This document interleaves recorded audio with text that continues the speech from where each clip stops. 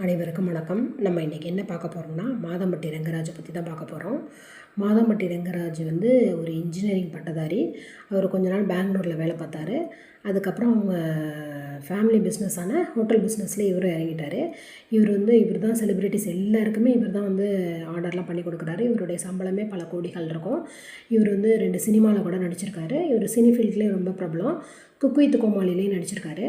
இவருடைய முதல் மனைவியின் பேர் சுருதி. இவங்க வந்து ஒரு அட்வொகேட் ப்ளஸ் சமூக ஆர்வலராகவும் இருக்காங்க. இவங்களுக்கு 2 மகன்கள் இருக்காங்க. இந்த நிலையில் இந்த மாதம்பட்டி ரங்கராஜோட காஸ்டியூம் டிசைனரான ஜாய் கிறிஸ்டலா அப்படிங்கிறவங்கள ரொம்ப நாளாக லவ் பண்ணிக்கிட்டு இருந்திருக்காரு. இப்போ வந்து அவங்க 6 மந்த் ப்ரெக்னென்ட்டுன்னு சொல்கிறாங்க. அதனால் ப்ரெக்னெண்ட்டாக இருக்கிறதுனால இப்போ அவசரமாக மாதம்பட்டி ரங்கராஜும் ஜாய் கிறிஸ்டலாவும் மேரேஜ் பண்ணிக்கிட்டாங்க. ஒரு கோவிலில் வந்து மாலை மாற்றிக்கிட்டது மாதிரி அவங்க இன்ஸ்டாகிராமில் போஸ்ட்டு போட்டிருக்காங்க.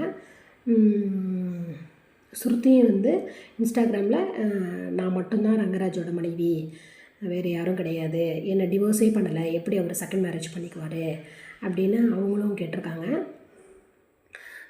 மாதம்பட்டி ரங்கராஜ் வந்து அந்த டிவோர்ஸ் ஆன லேடிஸ் எல்லாம் அவருக்கு ரொம்ப பிடிக்கும். அவர் வந்து சினி ஃபீல்டுலேயும் இருக்கிறதுனால அவரோட கேரக்டரே ரொம்ப மோசமாக இருக்குன்னு எல்லோரும் சொல்கிறாங்க. அப்படி அவர் எப்படி இருந்தாலும் ஒரு பொண்ணை டிவோர்ஸ் பண்ணாமல் இன்னொரு பொண்ணை மேரேஜ் பண்ணிக்கிட்டது வந்து ரொம்ப தப்பு. சினி ஃபீல்டில் இருக்கவங்க எல்லாேருக்கும் முன்மாதிரியாக இருக்கணும். அப்படி இல்லாமல் இவங்களே இப்படி பண்ணுறது வந்து ரொம்ப கேள்விக்குறியாக இருக்குது. மாதம்பட்டி ரங்கராஜ் தான் இதுக்கு பதில் சொல்லணும். நன்றி. சப்ஸ்கிரைப் பண்ணுங்கள். தேங்க்யூ.